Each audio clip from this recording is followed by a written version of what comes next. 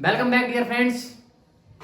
तो वापस आए हैं आपके लिए अपनी इलेक्ट्रोस्टैटिक की सीरीज दोबारा से लेके कंटिन्यू करते हैं इसे। अब पूरी की पूरी कहानी अपनी स्टैटिक चार्ज पर रहेगी। यहाँ पे इसमें तुमने कई चीज़ें देखी होंगी। अगर तुम पुराने टाइम पे जो तुमने खुद से एक्सपेरिमेंट करे हैं, कुछ एक स्केल के बालों पे रगड़ा रगड़ के और पत्थरों को आपस में रगड़ा होगा, तब कहीं एक चमक उत्पन्न हुई होगी है।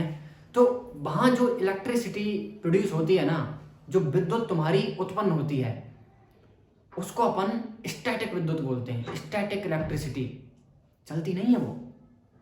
और जब यही इलेक्ट्रिसिटी तुम्हारी चलने लग जाती है, तो जो घरों में हमारी करंट बह रही है वो करंट बना लेती है।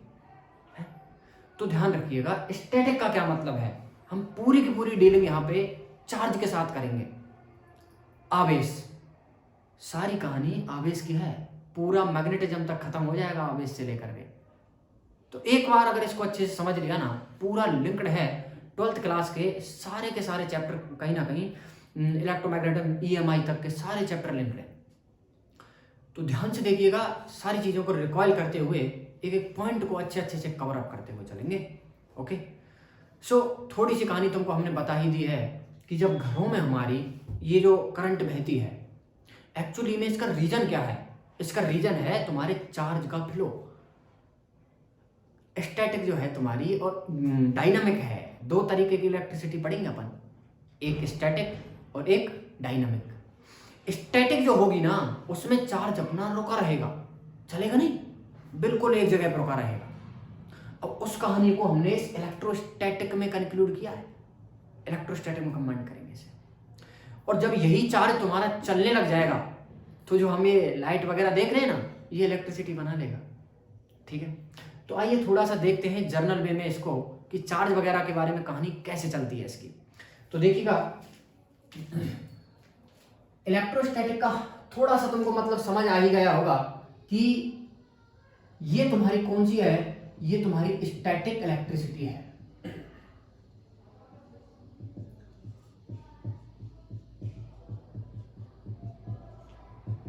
मतलब ये इलेक्ट्रिसिटी तुम्हारी एक जगह पर रुकी हुई है, चल नहीं रही है। पत्थरों को आपस में रगड़ा होगा तो वही चमक उत्पन्न हुई है ना। तो वो इलेक्ट्रिसिटी तुम्हारी इलेक्ट्रोस्टैटिक में ली जाएगी। ठीक है, तो स्टैटिक इलेक्ट्रिसिटी में पूरी की पूरी जो कहानी अपनी चलेगी ना, वो इस चार्ज के ऊपर चलेगी, जिसको अपन आवेश बोलते हैं। पूरी मारामारी इस चार्ज की चल रही है, आवेश के ऊपर सारी की सारी स्टोरी बेस्ड है अपनी। अब जरा देखिए, एक साइंटिस्ट हुए थे बेंजामिन फ्रैंकलिन।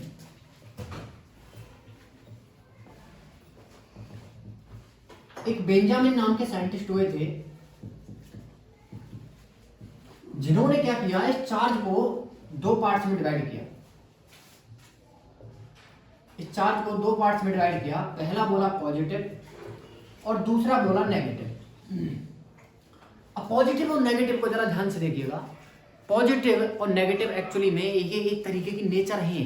ये तुमको कहीं दिखेगा नहीं, ये एक तरह की प्रकृति है, किसी भी बॉडी की नेचर है। अब इनको अपन कैसे डिफाइन करेंगे, पता कैसे लगेगा कि पॉजिटिव है नेगेटिव है। बहुत सारे एक्सपेरिमेंट आएंगे इसके, पॉजिटिव नेगेटिव का अपन अंदाजा कैसे लगाएंगे। तो अभी बस छोटा सा हल्का सा हिंट लीजिए, पॉजिटिव और नेगेटिव का हल्का सा मतलब समझिए।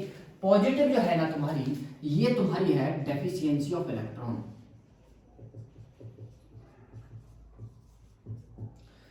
डेफिशिएंसी ऑफ इलेक्ट्रॉन का मतलब है इलेक्ट्रॉन की कमी। अब तुमको पता है, किसी भी एटम की अगर बात करते हैं तो इलेक्ट्रॉन और प्रोटॉन जो हैं तुम्हारे वही चार्ज बनाते हैं।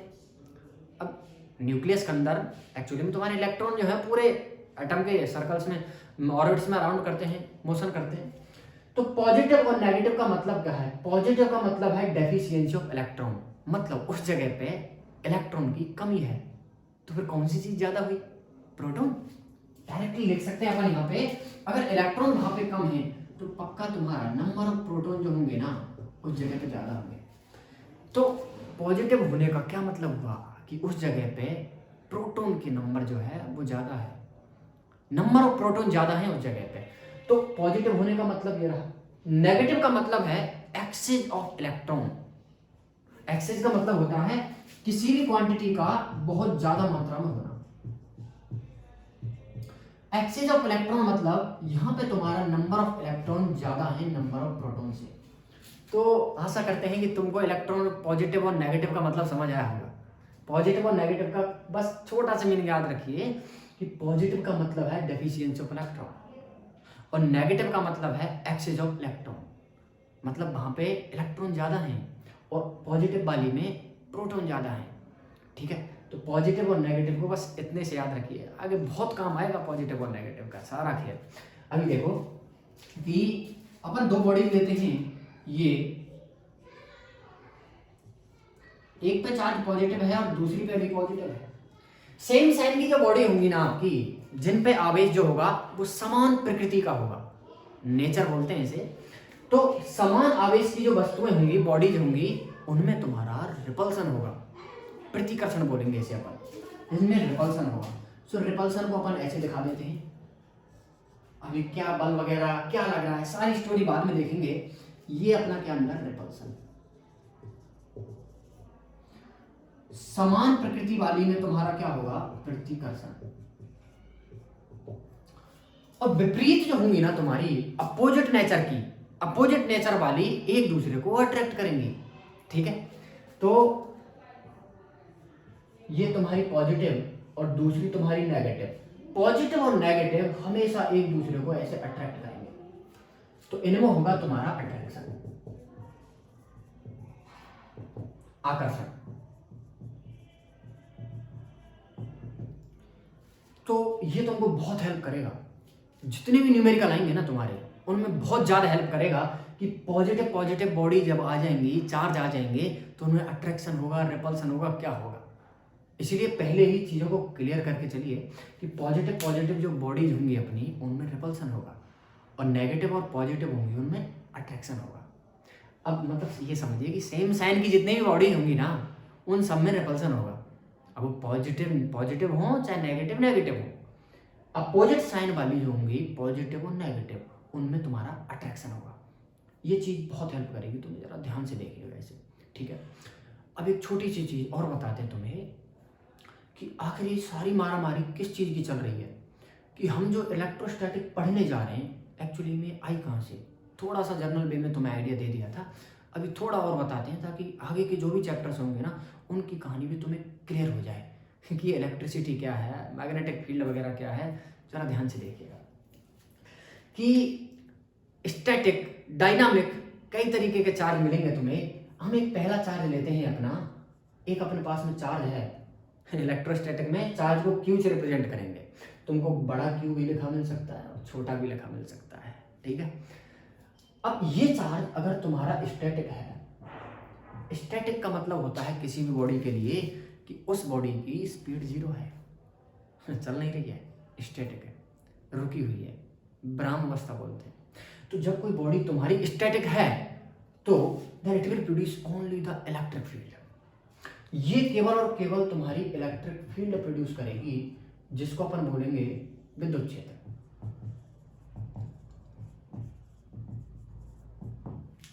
जब तुम्हारी बॉडी जिसमें चार्ज है वो स्टैटिक है, तो केवल और केवल इलेक्ट्रिक फील्ड प्रोड्यूस करेगी।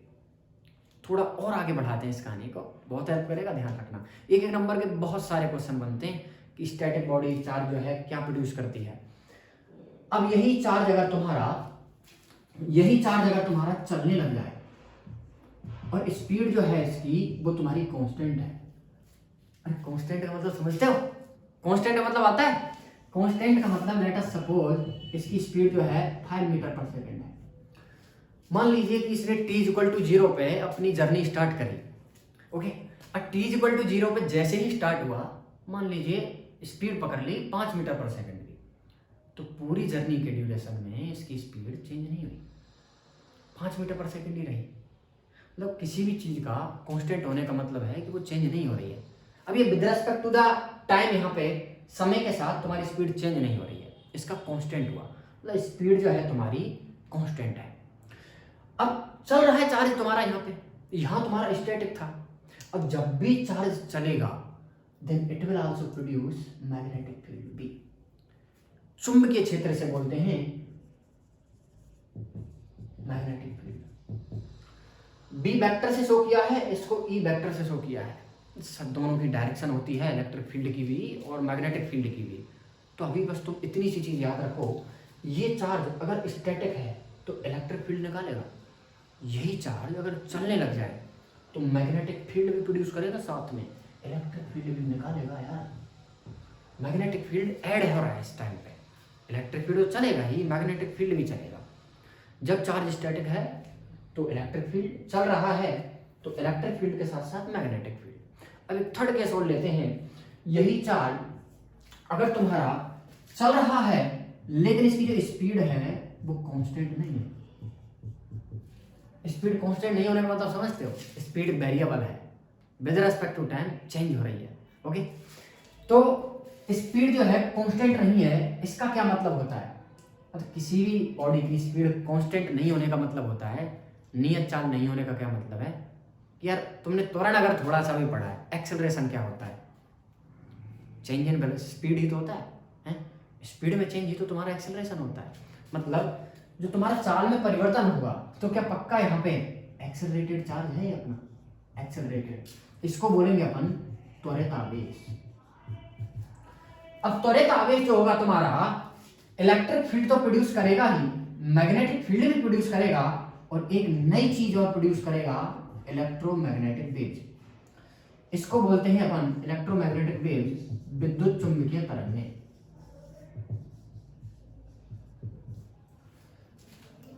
आई थिंक ये कहानी तुमको समझ आई होगी कि जब चार्ज तुम्हारा रुका है then it is producing only the electric field. If it is moving with the speed constant then it is also producing the magnetic field. If it is accelerated then it is producing also electromagnetic wave.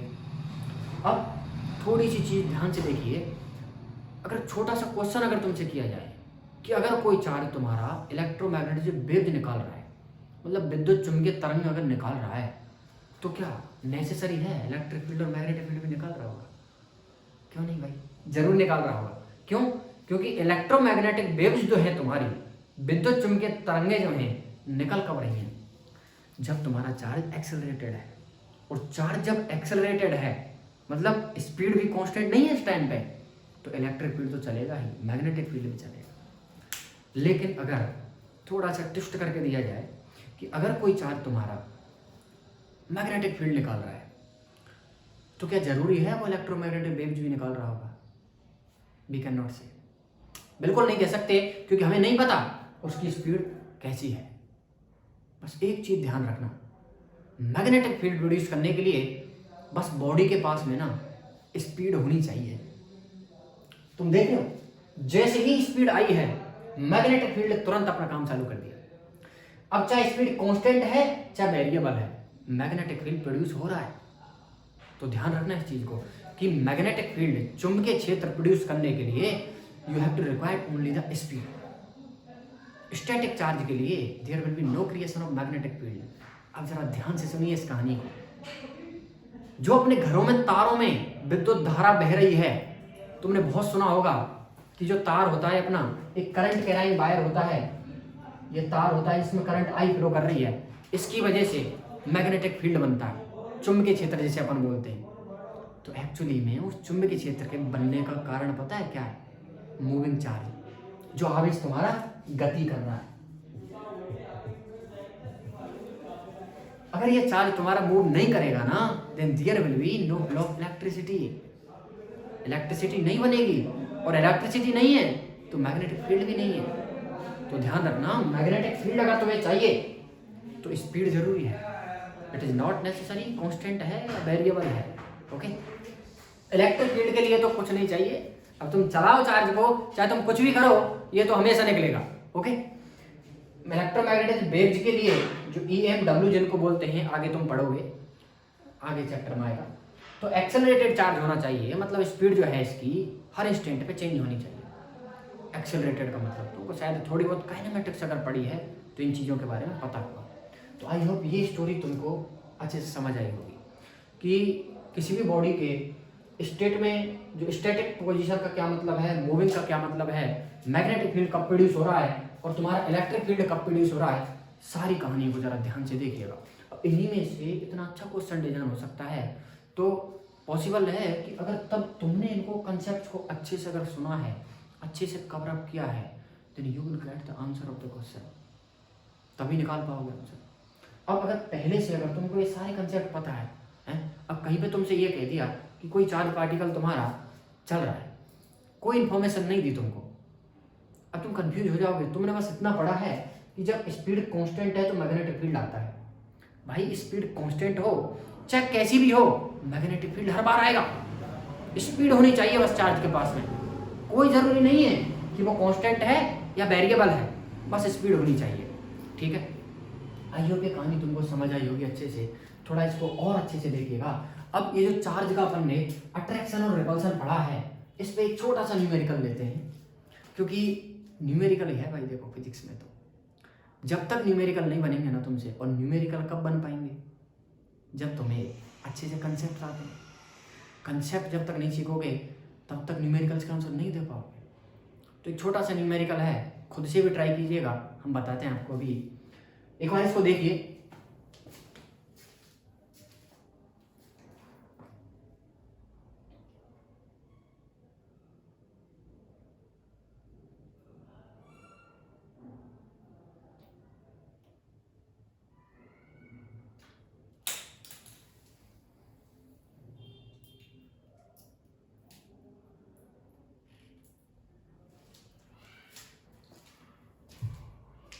काफी interesting question है। इसमें तुमको 5 balls दी हैं, 5 balls number 1 to 5 are suspended using separate threads. देखो 5 ball दी हैं अपन को, इनको जरा ड्रॉ कर लेते हैं। यहाँ पे ऐसे अलग अलग थ्रेड से इनको ऐसे लटकाया है।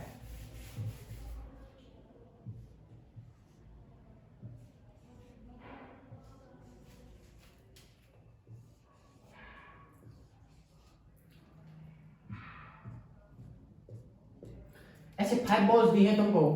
ये तुम्हारी 1 है, ये 2 है, ये 3 है, 4 है और 5 है। क्वेश्चन तुमको स्क्रीन पे नजर आ रहा होगा, देखिए ध्यान से जरा, कि 5 balls number 1 to 5 suspended using separate threads, pair 1 to 2 4 and 4 1। मतलब क्वेश्चन में बोला है तुम्हें कि पेयर 1 और 2 जो है, और 2 और 4 जो है, और 4 और 1 है, इनमें तुम्हारा अट्रैक्शन हो रहा है। एंड पेयर 2 3 4 5 शोज रिपल्सन, 2 3 और 4 5 में तुम्हारा रिपल्सन है। तो बोला है बॉल 1 कैसी होनी चाहिए। 4 ऑप्शन है तुम्हारे पास में, positively charge, negatively charge, neutral and made of metal. Concept अगर क्लियर है तो क्वेश्चन आसानी से बन जाएगा। अब देखिए अपन से बोला है 1 और 2 में अट्रैक्शन है और 2 और 4 में भी अट्रैक्शन है। अच्छा देखो यार, 1 और 2 में अगर अट्रैक्शन होता है तो हमने तुमको क्या बताया भाई कि अट्रैक्शन के लिए दोनों बॉडी जो है तुम्हारी डिफरेंट साइन की होनी चाहिए, एक पॉजिटिव और एक नेगेटिव, तभी अट्रैक्शन हो पाएगा। तो लेट अस सपोज करते हैं कि अपन पहली वाली को अपन ले लेते हैं पॉजिटिव। अगर पहली वाली को तुम पॉजिटिव लेते हो तो दूसरी के साथ अगर इसका अट्रैक्शन चाहिए तो नेगेटिव लेना पड़ेगा, है? क्योंकि भाई अट्रैक्शन तो तभी बनेगा ना इनके बीच में, तो दूसरी को नेगेटिव लिया। आगे 2 और 4 के बीच में भी अट्रैक्शन है। अच्छा 2 को अगर तुम नेगेटिव ले चुके हो तो यार 4 के साथ अट्रैक्शन के लिए 4 को तो पॉजिटिव लेना पड़ेगा ना। अब देखो 1 और 2 का अट्रैक्शन आ गया, 2 और 4 का भी अट्रैक्शन आ गया। अब आगे देखो जरा, 4 और 1 अट्रैक्शन शो कर रही है। अरे यार 4 भी तुम्हारी पॉजिटिव और 1 भी तुम्हारी पॉजिटिव, सो अट्रैक्शन तो कैसे भी पॉसिबल नहीं है। यहाँ तो तुम्हारा रिपल्सन हो रहा है।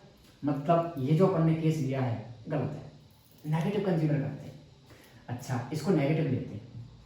अब एक बात बताओ फिर से यार, अगर तुम 1 वाली को नेगेटिव लेते हो तो सेकंड के साथ इसका अट्रैक्शन कराने के लिए सेकंड को पॉजिटिव लेना पड़ेगा ना, क्योंकि यहाँ देखा है हमने पॉजिटिव पॉजिटिव रिपल्सन और पॉजिटिव और नेगेटिव अट्रैक्शन। ओके, तो सेकंड वाली को पॉजिटिव लिया, फिर अगर 1 और 4 का अट्रैक्शन कराना है तो यार आगे क्या बोला है, 4 और 1 का भी अट्रैक्शन। अच्छा 2 और 4 में भी अट्रैक्शन है, तो 2 अगर पॉजिटिव ली है तो 4 के साथ अगर 2 का अट्रैक्शन चाहिए तो 4 वाले को नेगेटिव रखना पड़ेगा। फिर कहानी फिर खराब हो गई यार, कहानी फिर खत्म। अब देखो यार तुम, अब 1 और 4 में फिर अट्रैक्शन नहीं मिल रहा है, फिर से रिपल्सन मिल रहा है, क्योंकि फिर नेगेटिव मिली और फिर नेगेटिव मिली। यार अपन ने पॉजिटिव भी कंसीडर किया तब भी आंसर नहीं निकला, और नेगेटिव भी कंसीडर किया तब भी आंसर नहीं निकला।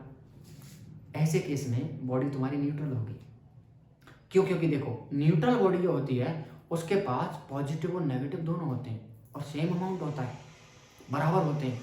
तो जब भी उसका मन करता है पॉजिटिव यूज कर लेती है, जब भी उसका मन करता है नेगेटिव यूज कर लेती है। तो पॉजिटिव और नेगेटिव का खेल तुमको आई थिंक समझ आया होगा। तो इस क्वेश्चन के लिए तुम्हारा ऑप्शन नंबर सी जो है वो करेक्ट हो जाएगा। एक बार रोक के वीडियो को पॉज करके खुद से अगर इसको ट्राई करोगे ना क्वेश्चन को, पहली बार में नहीं बनेगा। अगर कंसेप्ट अच्छे से किया है ना तभी बन पाएगा क्वेश्चन। कंसेप्ट अगर क्लियर है कि यार कैसे कैसे चीज़ों को देखना है, ये तुमको छोटी सी चीज़ अगर समझ आती है, पॉजिटिव में क्या हो रहा है, पॉजिटिव नेगेटिव में क्या हो रहा है, तो सारे क्वेश्चन आराम से निकल जाएंगे तुमसे यार, अगर तुमने कंसेप्ट अच्छे से किया है। एक स्टेटमेंट मेरी तरफ से, physics is not a theory, it is purely conceptual subject. Theory नहीं है भाई जिससे तुम आराम से रट सकते हो। हाँ, किसी भी कंपटीशन को निकालने के लिए दो फंडे हमेशा याद रखना। जो ये कहते हैं ना कि भाई रटने से काम नहीं चलेगा, बहुत ज़रूरी है रटना, ठीक है, रटना भी ज़रूरी है। और जो कहते हैं ना समझने से कुछ नहीं होता, समझना भी ज़रूरी है, रटना भी ज़रूरी है। क्योंकि एग्जाम में अच्छे क्वेश्चन जो आएंगे ना, तुम उनको बिना कंसेप्चुअल पावर के, बिना समझे, अगर तुम में बेटर अंडरस्टैंडिंग नहीं है सब्जेक्ट की, then you will not able to give the answer. Okay, अगर बेटर अंडरस्टैंडिंग है तुम्हारे अंदर तो तुम अच्छे क्वेश्चंस को तभी कर पाओगे जब तुमने कंसेप्ट्स अच्छे पढ़े हैं तुम्हारे। तो चीज़ों को अंडरस्टैंड करना बहुत ज़्यादा ज़रूरी है, ठीक है। अब लेकिन एक चीज़ तुमको यहाँ फिर से डिफीट करेगी, अगर तुमने बस कंसेप्ट अच्छे किए हैं तो तुम एग्जाम में सारे अच्छे क्वेश्चन तो बना लोगे, लेकिन अब तुम्हारे पास ना टाइम नहीं बचेगा करने के लिए। और जब तक चीज़ों को तुम याद नहीं करोगे, रटने को यार याद करो, रटना अलग चीज़ें हैं खैर दोनों, लेकिन चीज़ों को याद करना बहुत ज़रूरी है। तो रटो भी, रटने की चीज़ों को और याद करने की चीज़ों को याद भी करो, और समझने वाली चीज़ों को समझो भी। क्योंकि ये सब चीज़ अगर तुम्हारे पास है ना, तो एग्ज़ाम का जो लेवल है, सब्जेक्ट जो है तुम्हारी उसमें आ रही है, कैसी भी हो आराम से तुम निकल जाओ पेपर में, कैसी भी हो। तुमको अंडरस्टैंडिंग पहले बहुत ज़रूरी है, तो समझो भी चीज़ों को और याद भी करो, और रटने की चीज़ आती है उनको रटो भी। मैं ये नहीं कह रहा फिजिक्स रटने की सब्जेक्ट नहीं है भाई, फॉर्मूले जब तक तुम रटोगे नहीं तब तक कैसे काम चलेगा, जब तक याद नहीं करोगे तब तक कैसे काम चलेगा। लेकिन फॉर्मूले में किस वर्ड का क्या मतलब है ये ज़्यादा इंपॉर्टेंट है, किस वर्ड का क्या मतलब है। जैसे तुमने एक फॉर्मूला पढ़ा होगा, आई इक्वल टू क्या होता है तुम्हारा, डेल्टा वी बाई आर होता है, लेकिन यहां डेल्टा को सब भूल जाते हैं और I equal to B by R सब याद रखते हैं। यार बिना पोटेंशियल डिफरेंस के, विदाउट डेल्टा बी के करंट फ्लो नहीं होती भाई, बिना पोटेंशियल डिफरेंस के करंट का फ्लो नहीं होगा। जब तक पोटेंशियल का डिफरेंस नहीं होगा ना तब तक करंट नहीं फ्लो करेगी। अभी छोटी सी चीज़ बहुत कंफ्यूज कर जाती है बाद में। ऐसी कैपेसिटेंस का फॉर्मूला है अपना, सी इक्वल टू क्या होता है, क्यू बाई डेल्टा बी। यहाँ भी तुम्हारा बिना पोटेंशियल डिफरेंस के कैपेसिटर अपन अज्यूम ही नहीं कर सकते। तो किस फॉर्मूले में किस वर्ड का क्या क्या मतलब है, हर सभी चीज़ों को देखना बहुत ज़रूरी है, बहुत ज़्यादा ज़रूरी है। एक और तुमको बताते हैं छोटा सा चीज़, तुमने एक टाइम पीरियड का फॉर्मूला पढ़ा है सिंपल पेंडुलम के लिए, 2 pi under root L by G अपन लेते हैं। अब इसमें जो एल होती है ना तुम्हारी, ये एल बहुत इंपॉर्टेंट क्या है इसमें, कि ये एल जो होती है ना तुम्हारी, ये वो वाली लेंथ होती है। जैसे सपोज करते हैं तुम्हारे पास में कोई एक बॉडी यहाँ हैंग हुआ है, लटकी हुई है। अब ज़्यादातर अपन सोचते हैं कि ये जो लेंथ है ना ये वाली लेंथ है, ये लेंथ नहीं है भाई। ये लेंथ जो होती है ना सेंटर ऑफ ग्रेविटी से, मतलब बॉडी का जो centre of mass upon consider करते हैं वहां वाली लेंथ होती है। देखो भाई डिफरेंस है दोनों के बीच में, ये तो ये लेंथ होती है। तो चीज़ों को बहुत, अब देखो फॉर्मूला याद है आराम से कर लेंगे, अब याद नहीं रहेगा तो कैसे एग्जाम में लगा पाएंगे भाई इसे, हैं? तो ज़्यादा चीज़ें जरूरी है, याद भी करो उनको। और फॉर्मूले में किस वर्ड का क्या क्या मतलब है, एक एक इंडिकेशन को ध्यान से देखो, एक एक इंडिकेशन को। ये देखो एल जो है इसमें सेंटर ऑफ ग्रेविटी वाली लेंथ होती है। सभी चीज़ों को बहुत बारीकी से देखोगे ना तब जाके कहीं ना कहीं निकल पाओगे बहुत अच्छे से। और कंपटीशन तो तुमको पता ही है यार, जब तक यूनिक नहीं करोगे ना थोड़ा सा, पीछे नहीं छोड़ोगे स्टूडेंट्स को। क्योंकि जितनी प्रिपरेशन तुम कर रहे हो सब कर रहे हैं। तो इसीलिए हम तुमसे बस यही कहेंगे कि चीज़ों को बहुत बारीकी से देखो, किस फॉर्मूले में किस वर्ड का क्या क्या मतलब है, एक एक चीज़ जरूरी है। जब तक इन सबको नहीं करोगे ना तब तक आई थिंक, देखो मैं तो ये कहता हूँ कि तुम निकाल पाओगे एग्जाम को भी, लेकिन उतने अच्छे तरीके से कॉन्फिडेंशियल नहीं करोगे अपने आप को कभी भी। तो चीज़ों को बारीकी से ज़्यादा देखो, जितना देख सकते हो बारीकी से देखो चीज़ों को, एक एक फॉर्मूले में किस वर्ड का क्या मतलब है सबको देखो। ओके, तो देखिए जरा इस क्वेश्चन को, और आगे मिलते हैं आपसे नेक्स्ट क्लास में। इस चार्ज के बारे में ही सारी कहानी डिस्कस करेंगे, चार्ज का यूनिट्स वगैरह के बारे में, चार्ज की यूनिट्स वगैरह क्या हैं तुम्हारी, बहुत इंपॉर्टेंट है। ये नेवी एयरफोर्स डिफेंस के जितने भी एग्जाम है ना, इनमें यूनिट्स और डायमेंशन से तो बहुत ज़्यादा क्वेश्चन पुटअप होते हैं। ओके, सो बाय बाय, टेक केयर, पढ़ाई करते रहिए, ऑल द वेरी बेस्ट।